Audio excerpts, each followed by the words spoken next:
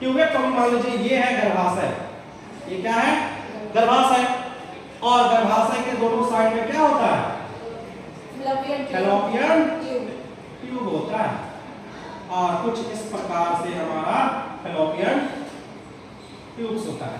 तो क्या होगा, ये गर्भाशय है और ये नीचे में क्या होगा सर्विक्स, और सर्विक्स के नीचे क्या होता है योनिमा, वेजाइना बोलते हैं। तो होता क्या बाबू, यहाँ पर क्या होगा कि ये वाला जो पार्ट है, ये वाला पार्ट को क्या कर दिया था काट दिया जाता। जब ये वाला पार्ट कट जाएगा तो क्या होगा, ये ब्लॉक हो गया, ये बंद हो गया। अब क्या होगा, मान लीजिए इसके अंदर स्पर्म आ भी गया, इसके अंदर क्या हो गया स्पर्म चला भी गया, मान लीजिए स्पर्म चला भी गया, बहुत सारा स्पर्म चला भी गया, तो स्पर्म यहाँ पर मौजूद होगा, स्पर्म यहाँ मौजूद होगा। ये मान लीजिए ओवरी है, इसके अंदर सेकेंडरी साइड है, ये बाहर निकल के यहाँ खड़ा रहेगा, दोनों टुकुर टुकुर देखते रहेगा, लेकिन दोनों में मिलन नहीं हो पाएगा, क्योंकि हम क्या काट दिए हैं फैलोपियन ट्यूब, जहां पर मिलन हो रहा है वो रास्ता कोई क्या कर दिए काट दिए। तो महिला, तो आज हम लोग जो है वो कौन सा चैप्टर स्टार्ट करने वाले हैं, चैप्टर नंबर, ये है चैप्टर नंबर 3 एनसीईआरटी बुक का 12th क्लास का चैप्टर नंबर 3। इसका नाम क्या है ह्यूमन रिप्रोडक्शन, नहीं है ये रिप्रोडक्टिव हेल्थ है। अच्छा, इससे पहले हम लोग क्या पढ़ चुके हैं ह्यूमन रिप्रोडक्शन। ह्यूमन रिप्रोडक्शन में हम लोग क्या जाने, क्या सीखे ह्यूमन रिप्रोडक्शन में, ह्यूमन रिप्रोडक्शन में क्या सीखे कि ह्यूमन में स्पर्म यानी कि गैमेटोजेनेसिस से लेकर पूरा एक एम्ब्रियो का कैसे फॉर्मेशन होता है और उसमें कौन कौन से अंग भाग लेते हैं, यानी इंसान के पूरे बनने का प्रोसेस हम लोग पढ़े ह्यूमन रिप्रोडक्शन में, और उस प्रोसेस में कौन कौन से अंग भाग लेते हैं। लेकिन आज जो हम लोग का टॉपिक है यह रिप्रोडक्टिव हेल्थ। रिप्रोडक्टिव हेल्थ में हम लोग ये पढ़ेंगे कि रिप्रोडक्शन के दौरान कौन कौन से परेशानी होती है, अगर मान लीजिए किसी पेरेंट्स का बच्चा नहीं हो पा रहा है उसका कारण क्या है ये जानेंगे, अगर बच्चा हो गया तो बच्चे को फिर कौन कौन सा बीमारी हो सकता है ये कारण जानेंगे हम लोग। जनसंख्या इतना जो बढ़ रहा है, ये जनसंख्या क्यों बढ़ रहा है, इसको कंट्रोल कैसे किया जा सकेगा, ये सारी चीजों पर हम लोग चर्चा करेंगे इस चैप्टर पे। तो सबसे पहले हम टॉपिक लिख दिए हैं कि इस चैप्टर में हम लोग क्या क्या चीज पढ़ने वाले हैं। तो सबसे पहले देखिए रिप्रोडक्टिव हेल्थ में सबसे पहला जो टॉपिक हम लोग पढ़ेंगे वो है हेल्दी पर्सन। एक हेल्दी पर्सन किसे कहते हैं, यानी गुड हेल्थ किसे कहा जाता है। आपके नजर में एक अच्छा स्वस्थ व्यक्ति कौन है, बताइए, तुम बताओ कि एक स्वस्थ व्यक्ति किसे कहा जाएगा। बैठ के बोलो, बैठ के बोलो, कोई दिक्कत नहीं, बोलो। शारीरिक और मानसिक रूप से सभी चीज से, जैसे कि सामाजिक में हाँ, यानी कि इनका कहने का है कि एक अच्छा व्यक्ति, एक हेल्दी पर्सन वो है जो शारीरिक रूप से, सामाजिक रूप से, मानसिक रूप से, बिहेवियरली, सोशियली कई प्रकार से वो फिट हो, तभी हम उसको एक गुड हेल्थ मानेंगे, एक स्वस्थ व्यक्ति मानेंगे। तो क्या है इसको हम लोग देखेंगे। उसके बाद है दूसरा पॉइंट में हम लोग जो चर्चा करने वाले हैं फैमिली प्लानिंग। फैमिली प्लानिंग की शुरुआत कब हुई, यानी सरकार बहुत पहले 1951, कब 1951 से ही सरकार बोल रही है कि फैमिली प्लानिंग कीजिए। फैमिली प्लानिंग का मतलब ये हुआ कि आप कितना बच्चा लीजिएगा, हम दो हमारे दो का नारा बहुत पहले से लगा हुआ है, लेकिन अभी क्या हम दो हमारे गिन लो वाला नारा है ना, कि हम दो हमारे गिन लो। इतना जनसंख्या बढ़ रहा है कि देश पूरे दुनिया का नंबर 1 देश हमारा हो चुका भारत जनसंख्या के दृष्टिकोण से। कोई और दृष्टिकोण से होता तो मानते, विकास के दृष्टिकोण से हो एक नंबर पे, एजुकेशन के दृष्टिकोण से हो एक नंबर पे, डेवलप के दृष्टिकोण से हो एक नंबर पे, लेकिन नहीं, जनसंख्या के दृष्टिकोण से एक नंबर पे हुआ है हमारा भारत। और ये बोला जा रहा है 1951 से ही कि जनसंख्या कंट्रोल कीजिए, लेकिन नहीं सुनने को है। सरकार क्या क्या देने के लिए रेडी था, रेडियो देने के लिए रेडी था, साइकिल देने के लिए रेडी था कि आप 2 बच्चा लीजिए, 2 से ज्यादा लीजिएगा तो दिक्कत होगा, जनसंख्या बढ़ेगा। देखो परिणाम, जनसंख्या बहुत ज्यादा तेजी से बढ़ रहा है। तो इस चीज पर हम लोग टॉपिक पे चर्चा करेंगे। तीसरा जो टॉपिक है इस चैप्टर का वह एसटीडी या एसटीआई। एसटीडी क्या होते हैं, सेक्सुअली ट्रांसमिटेड डिजीज। ऐसे कुछ बीमारी के बारे में हम लोग पढ़ाएंगे आपको जो यौन संचालित रोग है, यानी कि यौन क्रिया के द्वारा फैलने वाले जो रोग होते हैं उसको एसटीआई कहते हैं। इसके बारे में हम चर्चा करेंगे। अगला टॉपिक है अपना एम्ब्रियोसेंटेसिस। एम्ब्रियोसेंटेसिस क्या, उस पर भी चर्चा करेंगे। एम्ब्रियोसेंटेसिस का मतलब ये होता है कि एक ऐसा प्रोसेस था जिससे कि हम बच्चे का भ्रूण का लिंग का पता कर सकते हैं कि गर्भ के अंदर में लड़का है या लड़की, इसका अगर पता करना हो आपको तो ये प्रोसेस के जरिए आप पता कर सकते हैं। पहले ये प्रोसेस चलता था, लेकिन अब ये हमारे इंडिया में ये प्रोसेस बैन हो चुका। क्यों? क्योंकि ये प्रोसेस होने के दरमियान क्या हुआ, बहुत सारे पेरेंट्स क्या होता है कि पहले ही पता कर लेता है भ्रूण के अंदर में क्या है। अगर गर्भ के अंदर में लड़की है तो डॉक्टर को पता चल गया, डॉक्टर के द्वारा लड़की है तो उसको डेथ कर दे, मार दिया जाता था। लड़का है तो उसको बाहर निकालिए, लड़की है तो मार दीजिए। इससे क्या हुआ कि हमारे भारत में बच्चे जो शिशु है यानी कि जो फीमेल बेबी है उसका बहुत ज्यादा हत्या होने लगा था, है ना। तो बहुत ज्यादा भ्रूण हत्या होने लगा था, इसलिए हमारे भारत पे ये बैन हो चुका है एम्नियोसेंटेसिस। लेकिन ये प्रोसेस अभी भी दूसरे देशों में चल रहा है, क्योंकि दूसरे देशों में एम्नियोसेंटेसिस का पर्पस भ्रूण हत्या नहीं, बल्कि उसका पर्पस है क्या, हमारे जो गर्भ के अंदर जो बच्चा है उसको किसी प्रकार का अनुवांशिक बीमारी तो नहीं है, माता पिता से कोई बीमारी ऐसा तो नहीं आ गया है, वो बीमारी का जांच करने के लिए ये प्रोसेस किया जाता है। लेकिन भारत में इसका मिसयूज हो रहा है। भारत के लोग क्या क्या इसका मिसयूज कर लिया, वो बीमारी का पता कम करता है, लिंग का पता ज्यादा कर रहा है कि लड़का या लड़की। समझ रहे बात को? इसलिए भारत सरकार ये प्रोसेस को क्या कर दिया, बंद कर दिया, बैन कर दिया। हम आपको इसके बारे में भी चर्चा करेंगे। अगला टॉपिक है हमारा CDRI। CDRI क्या है ये भी चर्चा करेंगे। CDRI central drug research institute. आप इंडिया में जो पूरे ड्रग्स बनते हैं, हमारे जो पूरा ड्रग्स बन रहा है उस ड्रग्स का रिसर्च पहले होता है कि वो ड्रग्स कितना हेल्पफुल है, उसका क्या साइड इफेक्ट है, या जो भी प्रॉब्लम्स है पहले उनको एक इंस्टीट्यूट पे उसका रिसर्च होता है। और वो इंस्टीट्यूट हमारे लखनऊ पे, कहां पर है, लखनऊ। तो अगर आपसे पूछा जाए कि CDRI कहां पर है तो क्या बोलिएगा, लखनऊ। आप हम इस पूरे वीडियो में रिप्रोडक्टिव हेल्थ का ये पूरा चैप्टर समझाने वाले हैं, ठीक है, तो ध्यान से बने रहिए। तो एक CDRI उसको डिटेल से पढ़ेंगे। अगला टॉपिक है पॉपुलेशन एक्सप्लोजन। पॉपुलेशन एक्सप्लोजन मतलब ये हुआ कि जनसंख्या विस्फोट। हमारे देश में अचानक इतना तेजी से जनसंख्या विस्फोट कैसे हुआ, कैसे पॉपुलेशन बढ़ा, कैसे 2 नंबर से 1 नंबर पे हमारा भारत आ चुका है। तो किस किस साल कितना जनसंख्या बढ़ा, कितने रेशियो पे बढ़ा, ये हम आपको बताएंगे पॉपुलेशन एक्सप्लोजन में, ठीक है। उसके बाद हम आपसे चर्चा करेंगे MMR और IMR।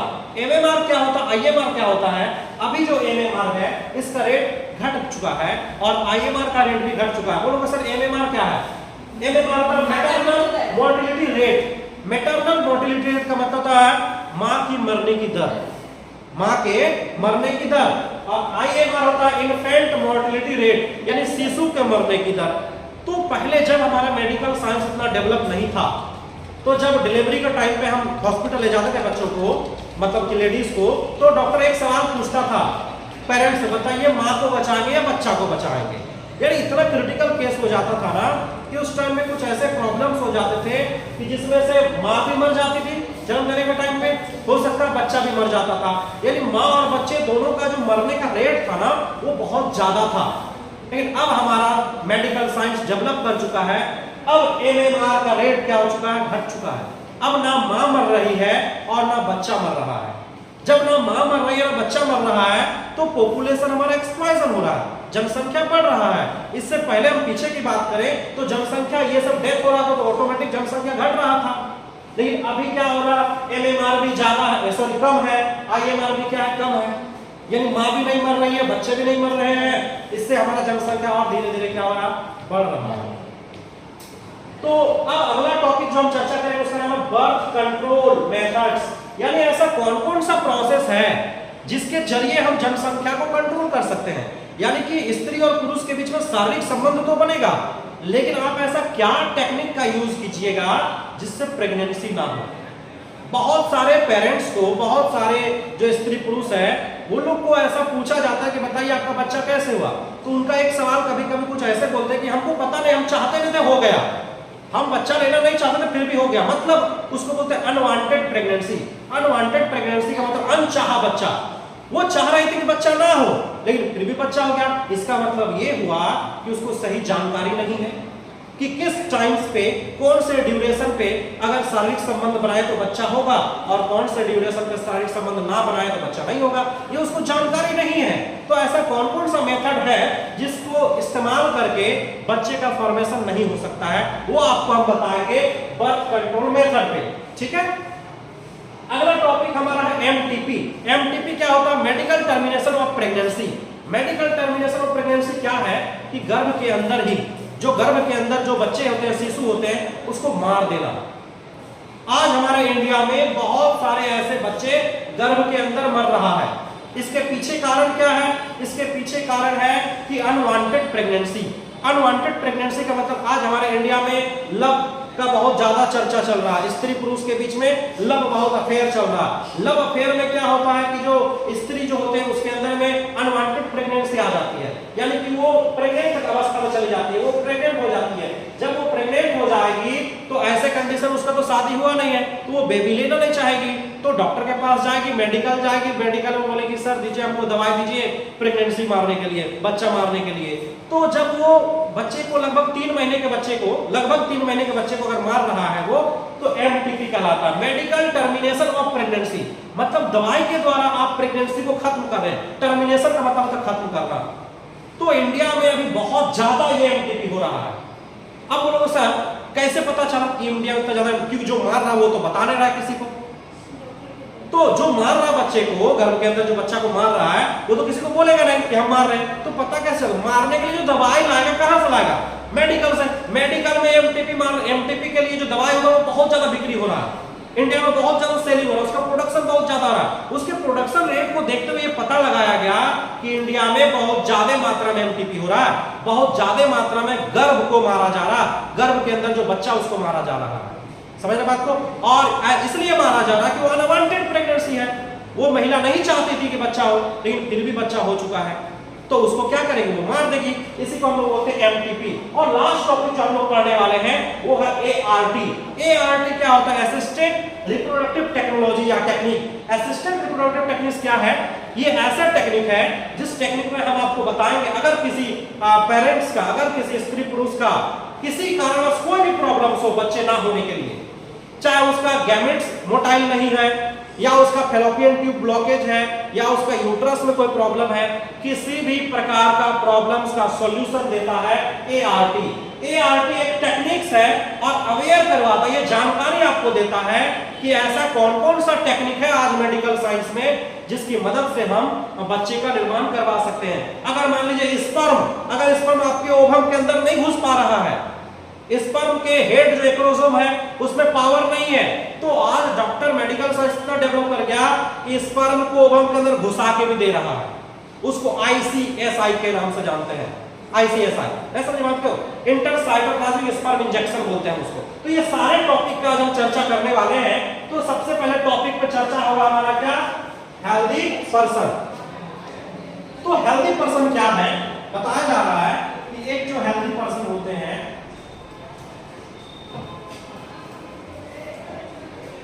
हेल्दी पर्सन का डिफिनेशन दिया WHO। बोलो सर WHO क्या है? WHO का मतलब वर्ल्ड हेल्थ ऑर्गेनाइजेशन, विश्व स्वास्थ्य संगठन के नाम से जानते हैं।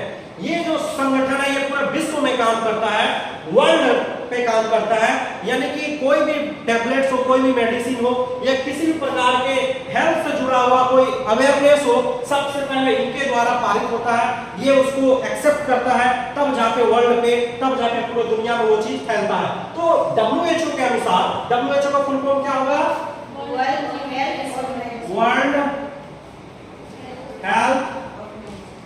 ऑर्गेनाइजेशन, ठीक है, वर्ल्ड हेल्थ ऑर्गेनाइजेशन। तो WHO के अनुसार बता रहा है एक फिट व्यक्ति वो है, एक स्वस्थ व्यक्ति वो है जो फिजिकली, किस रूप में? फिजिकली, ठीक है, इमोशनली,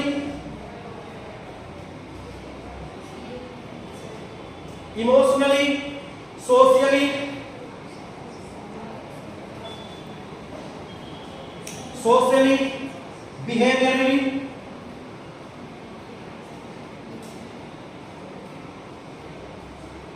और इंटरनली या फिजियोलॉजिकली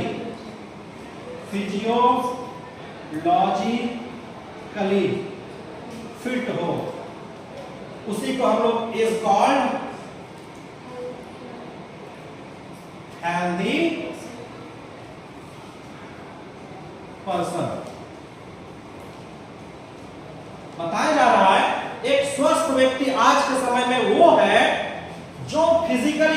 फिजिकली का मतलब हुआ बाहर से कोई प्रॉब्लम तो नहीं है आपको, पैर टूटा हुआ ना हो, अंधा ना हो, हाथ टेढ़ा ना हो, किसी प्रकार का फिजिकली मतलब बाहरी रूप से आपको कोई प्रॉब्लम ना हो। दूसरा इमोशनली आपको इमोशंस में कंट्रोल होना चाहिए। ऐसा नहीं कोई मूवी देखे झरझर का से सैयारा मूवी चल रहा है देख रहे सब जाके सिनेमा हॉल में हो रहा है, तो ये उसके इमोशंस में कंट्रोल नहीं है।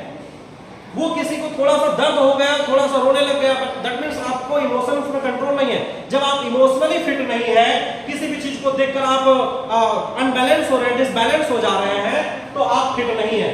तो WHO बता रहा है कि एक फिट व्यक्ति कौन है, एक स्वस्थ व्यक्ति कौन है, जो फिजिकली फिट हो, जो इमोशनली फिट हो, जो सोशली सामाजिक रूप से फिट हो।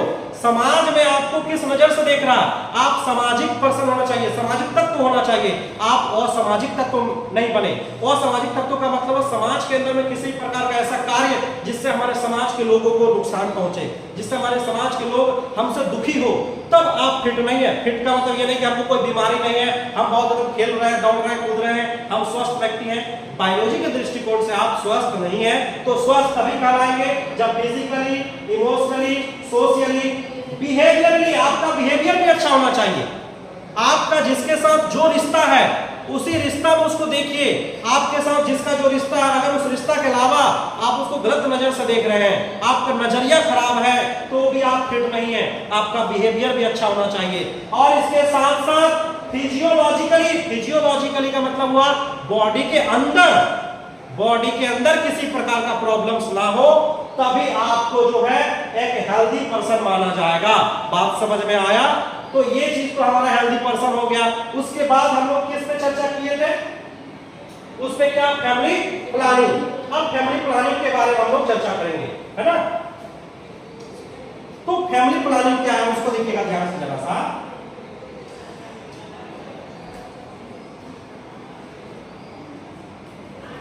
फैमिली प्लानिंग, ठीक है। आपसे सबसे पहला सवाल पूछा जाएगा कि फैमिली प्लानिंग की शुरुआत कब हुई, तो आप बोलिएगा 1951 में।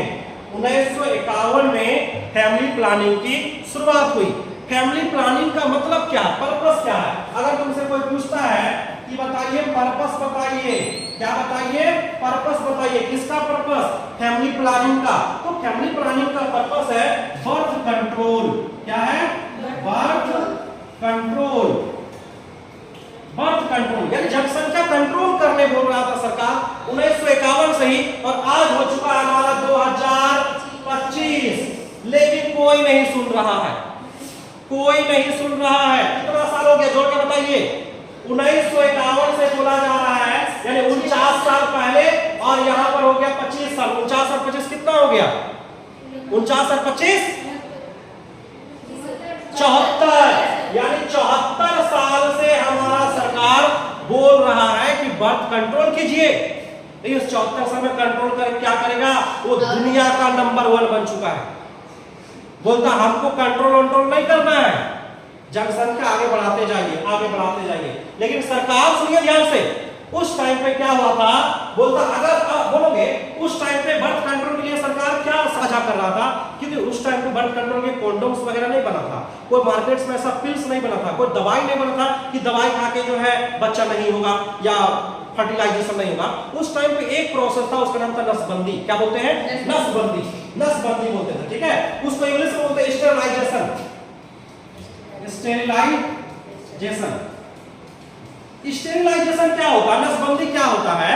नसबंदी का मतलब ये हुआ कि सरकार बोलता था उस टाइम पे कि अगर आप नसबंदी करवा लीजिएगा, अगर आप नसबंदी करवा लीजिएगा तो बच्चा नहीं होगा, चाहकर भी बच्चा नहीं। तो नसबंदी में होता क्या था? नसबंदी देखिए, नसबंदी दोनों में हो सकता है, नसबंदी दोनों में हो सकता है। अच्छा इसको ऐड करके हम दिखाते हैं। स्टेरिलाइजेशन जो है, स्टेरिलाइजेशन जो है बाबू, ये स्टेरिलाइजेशन 2 प्रकार से हो सकता है।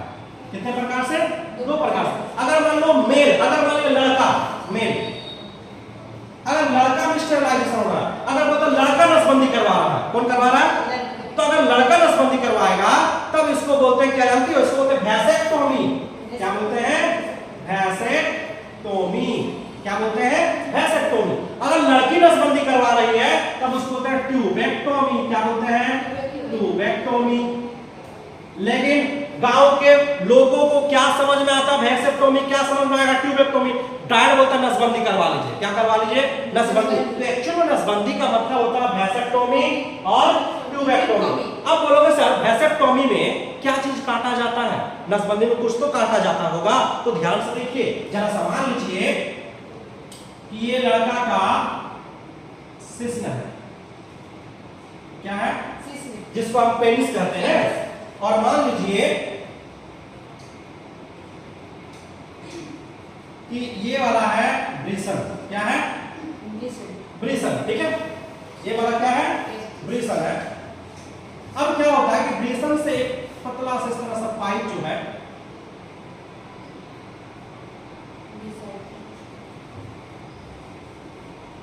ये पाइप गया हुआ है यहां पर, और इस पेनिस के अंदर यूरेथ्रा होता है, यूरेथ्रा के अंदर गया हुआ है। तो एक्चुअली में होता क्या है?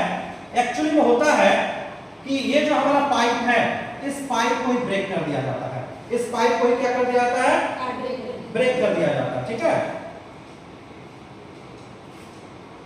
यहां पर इस पाइप को काट दिया जाता है ऐसे है। ठीक है, इस पाइप को यहां पर क्या कर दिया जाता है? बंद कर दिया जाता है। जब ये पाइप बंद हो गया बाबू, तो सोचिए जरा सा कि इसके अंदर में जो स्पर्म बनेगा, तो स्पर्म क्या बाहर जा पाएगा? बाहर निकल पाएगा? जब स्पर्म बाहर नहीं निकल पाएगा तो ये जो है, ये पुरुष अगर स्त्री के साथ संबंध बनाता भी है तो क्या स्त्री के शरीर के अंदर में शुक्राणु प्रवेश कर पाएगा? नहीं कर पाएगा। तो पूछेगा आपसे कि वैसेक्टोमी में किस चीज को काटा जाता है?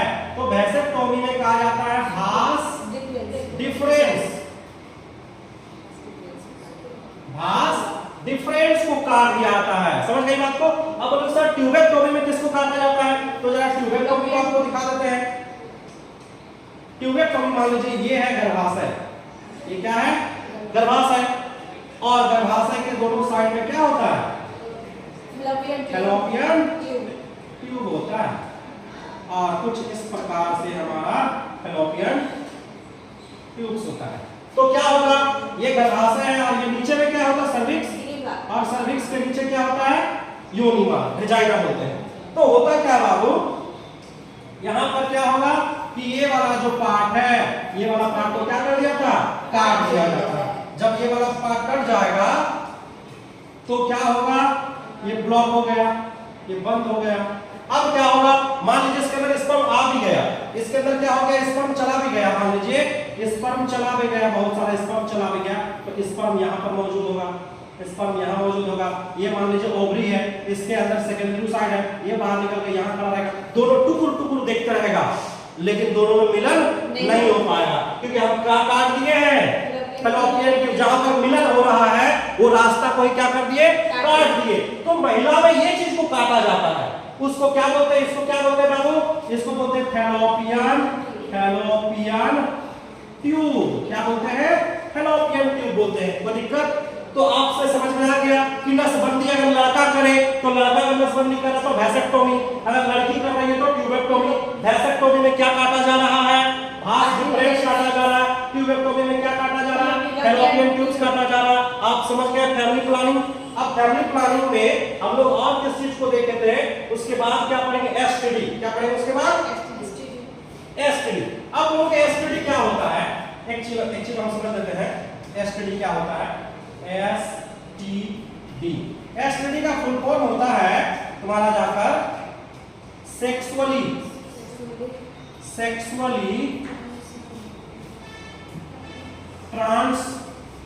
Transmitted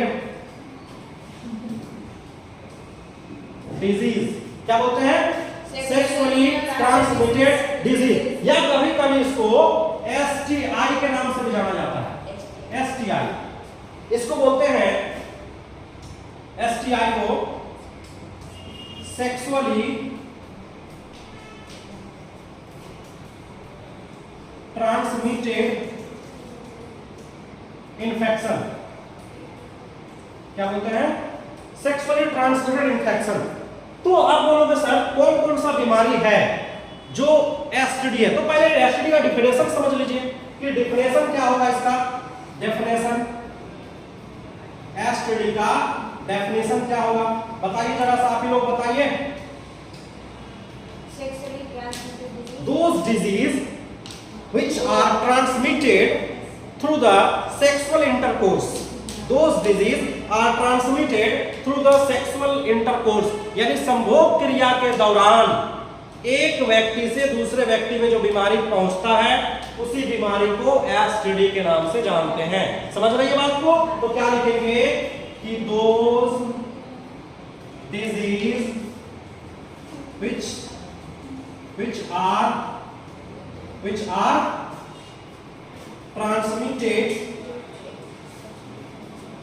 which are transmitted during the sexual intercourse, या फिर इसको हम मैटिंग बोलते हैं।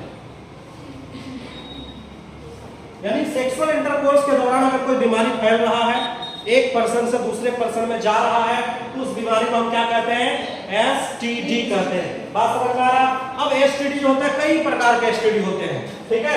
एसटीडी का अगर हम टाइप्स का बात करें तो एसटीडी कई प्रकार के हो सकते हैं बाबू, कई प्रकार के हो सकते हैं। एक तो होते हैं, मान लीजिए कि वायरल एसटीडी। अब बोलो वायरल एसटीडी क्या है, यानी वैसा यौन संचालित रोग जो वायरस के द्वारा फैले। किसके द्वारा फैले, वायरस। जैसे इसका अगर हम एग्जांपल की बात करें, इसका एग्जांपल तो हो गया एड्स हो गया, हार्पिस हो गया। ये सब जो बीमारी है ना, ये बीमारी वायरल एसटीडी है। क्या होते हैं, वायरल एसटीडी। एक होता है बैक्टीरियल एसटीडी, दूसरा क्या होता है, बैक्टीरियल एसटीडी। बोलो तो बैक्टीरियल एसटीडी का एग्जांपल क्या है। तो बैक्टीरियल एसटीडी का एक एग्जांपल तुमको बता देते हैं हम, कि जैसे गोनोरिया नाम सुने हो, गोनोरिया, सिफिलिस। तो वो जो बीमारी है गोनोरिया, उसके बाद सिफिलिस,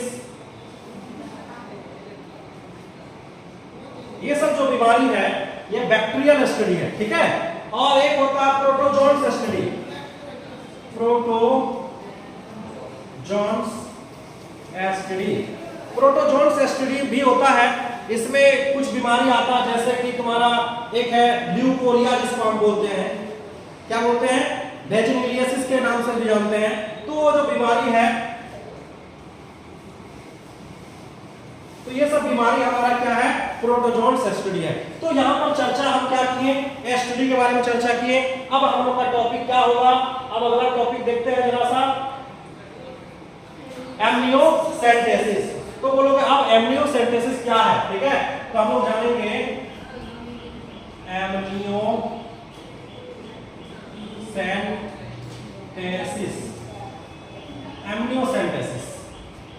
एमनियोसेंटेसिस क्या है। तो अगर हम बात करें कि एमनियोसेंटेसिस का पर्पस बताइए। सबसे पहले इसका पर्पस पूछा जाता है, तो इसका दो पर्पस है। पहला पर्पस है कि सेक्स डिटरमिनेशन।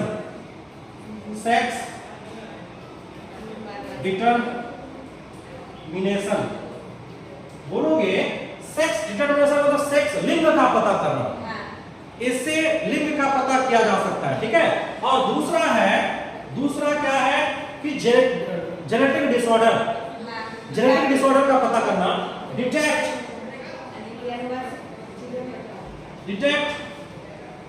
जेनेटिक डिसऑर्डर क्या होगा, जेनेटिक डिसऑर्डर।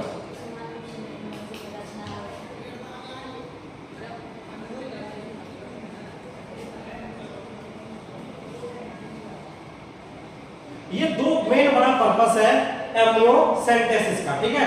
अब बोलोगे एमनियोसेंटेसिस का प्रोसेस कैसे किया जाता है, उसको हम लोग देखेंगे। वो कैसे किया जाता है, समझिए बात को। मान लीजिए कि ये है गर्भ, ये क्या है, गर्भाशय है महिला का। इस गर्भाशय के अंदर में एक बच्चा, मान लीजिए ये नन्हा सा एक छोटा बच्चा है। और बच्चा ये जो नाभि होता है उस नाभि से माँ का जो गर्भ है उस गर्भ से एक कनेक्शन जुड़ा होता है जिसको जानते हैं आप प्लासेंटा के नाम से। और क्या होता है कि ये जो बच्चा है ना बाबू, ये बच्चा एक थैला में बंद रहता है, इस तरह के एक पाउच के अंदर बंद रहता है। और ये पाउच जो है ये 4 लेयर का होता है। कितना लेयर का होता है? 4 लेयर का होता है। इस पाउच का नाम है एक्स्ट्रा एम्ब्रियोनिक मेम्ब्रेन। क्या नाम है? Extra embryonic membrane. ठीक है, एक्स्ट्रा एम्ब्रियोनिक मेम्ब्रेन। एक्स्ट्रा का मतलब बाहर, एम्ब्रियोनिक मतलब ये एम्ब्रियो भ्रूण, ये भ्रूण को क्या बोलते हैं? एम्ब्रियो बोलते हैं। और बाहर में मेम्ब्रेन है तो एक्स्ट्रा एम्ब्रियोनिक मेम्ब्रेन है। समझ गए बात को? आपसे पूछा जा सकता है कि एक्स्ट्रा एम्ब्रियोनिक मेम्ब्रेन का चारों का नाम बताइए, तो क्या बोलिएगा? बोलिएगा एमनियोन। क्या नाम है? एमनियोन, कोरियोन, एलेंटोइड और यॉक्सेक। ये 4 लेयर का नाम हम बता दिए। एमनियोन, कोरियोन, एलेंटोइड, यॉक्सेक, ये चारों लेयर मिलकर क्या बनाता है? Extra embryonic membrane. ध्यान से सुनिए बात को, आपको हम समझाने वाले हैं एम्नियोसेंटेसिस प्रोसेस कैसे होता है। तो बच्चा जब अंदर पे है, गर्भाशय के अंदर पे लेयर्स के अंदर है, तो इसके अंदर में कुछ लिक्विड भरा पड़ा होता है। क्या भरा पड़ा होता है? लिक्विड भरा पड़ा होता है। इस तरह का सफेद सफेद लिक्विड होता है। ये पूरा लिक्विड है। इस लिक्विड को बोलते हैं एमनियोटिक फ्लूइड। एमनियोटिक फ्लूइड, ठीक है, ये एमनियोटिक फ्लूइड है। अब क्या होगा? डॉक्टर एक इंजेक्शन लगाएगा। डॉक्टर क्या करेगा? एक इंजेक्शन लगाएगा बाबू, और इस इंजेक्शन के हेल्प से ये फ्लूइड को क्या कर लेगा? बाहर। ये फ्लूइड को जैसे बाहर किया, अब इस फ्लूइड को एक स्लाइस में रखेगा। इस फ्लूइड को एक स्लाइस में रखेगा, तो ये फ्लूइड से क्या होगा? इस लिक्विड के अंदर में इस बच्चा का बॉडी का कुछ सेल्स भी है, कुछ कोशिका भी घूम रहा है। ये बच्चे के शरीर का कुछ छोटा छोटा सेल भी घूम रहा है इस लिक्विड के अंदर में, क्योंकि हमारे बॉडी में कुछ सेल बनता तो है, कुछ सेल निकलता भी है बॉडी से। तो यहाँ पर ये जो फ्लूइड है, इस फ्लूइड में बच्चा का कुछ सेल भी है। समझ रहे बात को? अब माइक्रोस्कोप से क्या होगा? अब माइक्रोस्कोप से क्या होगा कि इस यानी माइक्रोस्कोप से जो है इसको देखा जाएगा। इसको क्या किया जाएगा? देखा जाएगा, सेल का स्टडी किया जाएगा। अगर मान लीजिए इस सेल के अंदर में क्रोमोसोम का स्टडी किया जाएगा और 23वां नंबर क्रोमोसोम को देखा जाएगा। अगर 23वां नंबर क्रोमोसोम XY है तो वो क्या है? वो बॉय है। क्या है बाबू? बॉय, लड़का होगा। यानी ये बच्चा क्या है? लड़का। और अगर मान लीजिए सेल के अंदर में X दिखाई दिया उसको क्रोमोसोम, तो वो हो जाएगा बेबी गर्ल। क्या होगा? गर्ल। क्या लिखेगा लोग? क्या लिखेंगे जी? हाँ,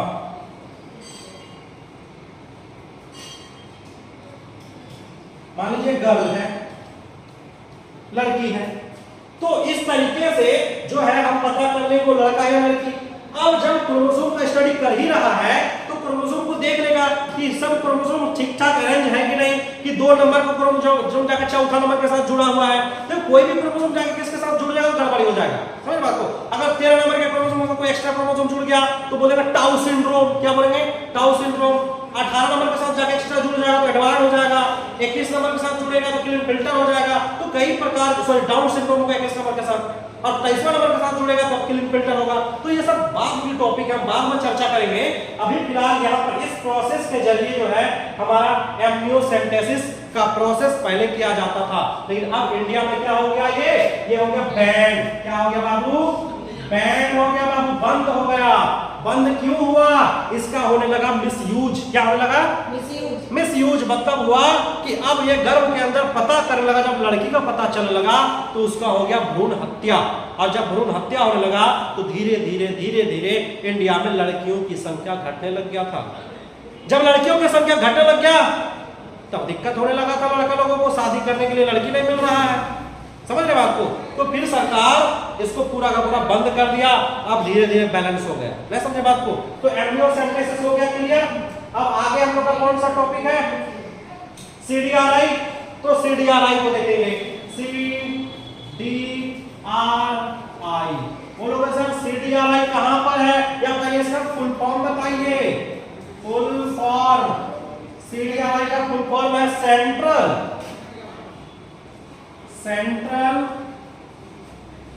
ड्रग रिसर्च इंस्टीट्यूट।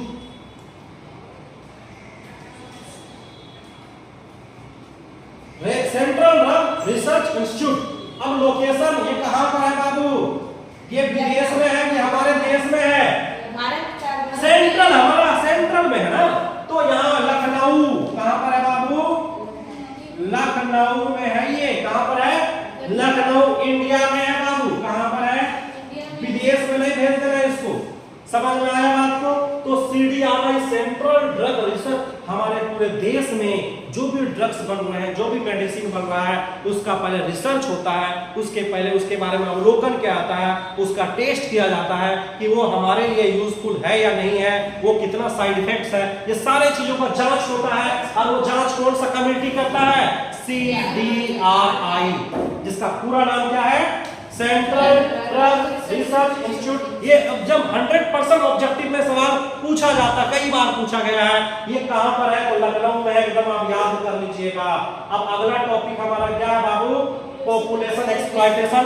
ये हम पढ़ाएंगे आपको अगले वीडियो में। एक वीडियो में 50% कवर किए, एक वीडियो में ये 4-5 टॉपिक है बचा हुआ है, अगले वीडियो में हम आपको बताएंगे। ठीक है, अगर आपको समझ में आ रहा है टॉपिक्स तो लाइक कीजिए, शेयर कीजिए और सब्सक्राइब कीजिए। धन्यवाद।